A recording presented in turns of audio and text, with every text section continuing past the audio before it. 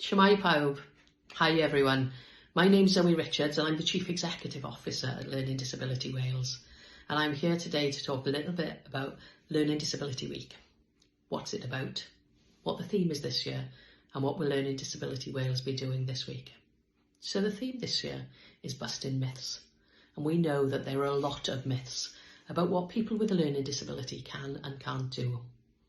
We also know in Wales that it is more likely if you have a learning disability that you won't be in employment, you won't be in a relationship, you won't be a parent, you won't have a full and active social life. So this week is all about sharing wonderful stories from wonderful people doing wonderful things.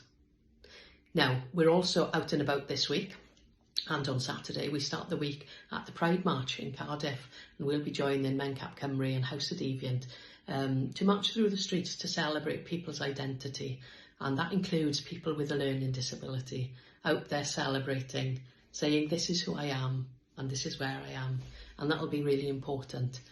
During the week we've got lots of things planned. I'll be joining All Wales People First conference on Monday night, and I'll be awarding somebody with a learning disability an award, somebody who's had a great idea and is working towards busting those myths for people with a learning disability.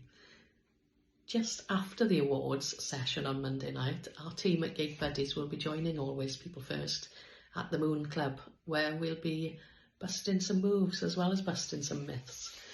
So we've got a jam-packed week. We're looking forward to celebrating with our Learning Disability Consortium partners, All Wales People First, All Wales Parents and Carers Forum, Cymorth Cymru, Down Syndrome Association, Mencap Cymru and ourselves as we bust myths during the week. So please join us, share your wonderful stories. We'll be sharing others during the week.